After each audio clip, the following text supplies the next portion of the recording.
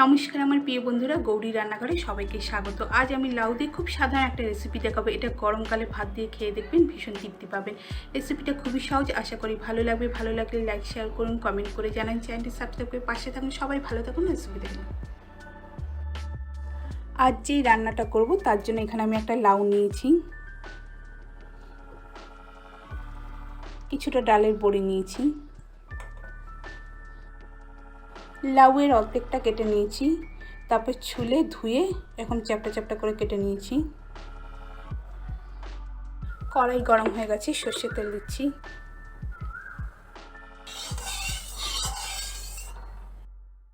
বড়িগুলো ভেজে নেব। বড়ি ভাজা হয়ে গেছে, তুলে নিচ্ছি।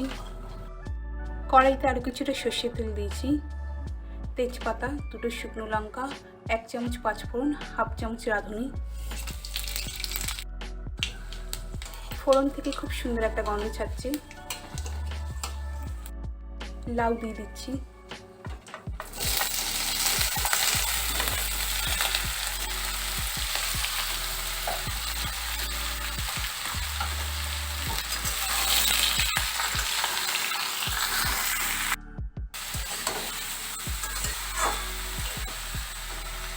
পরিমাণ মতো লবণ, হাফ চামচ হলুদের গুঁড়ো,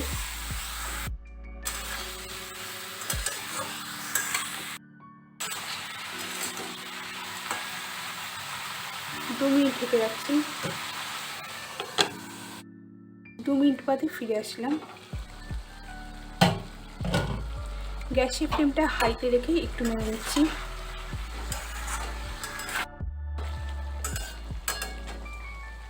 কয়েকটা কাঁচা লঙ্কা ছেঁড়া। এই রান্নাটা শুধু কাঁচা লঙ্কা দিয়েই হবে।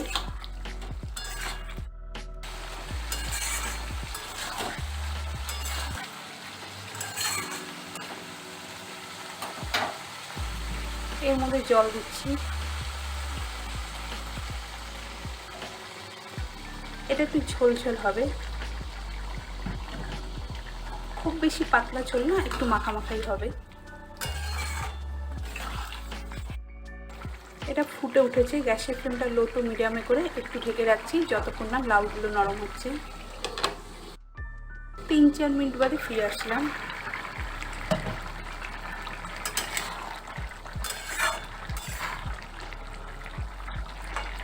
লাউ নরম হয়ে এসছে। 1 চামচ চিনি, বড়ি,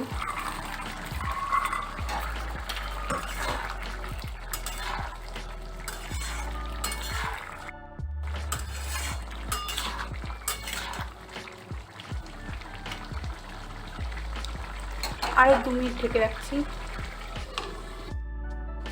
2 মিনিট বাদে ফিরে আসলাম। ঝোলটা অনেকটাই বড়ি টেনে নিয়েছে।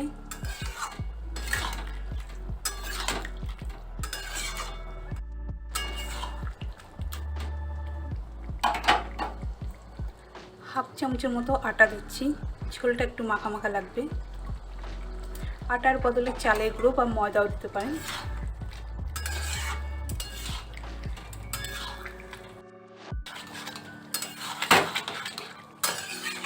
এটা আমার রেডি হয়ে গেছে। গ্যাসের ফ্লেমটা অফ করে দিলাম।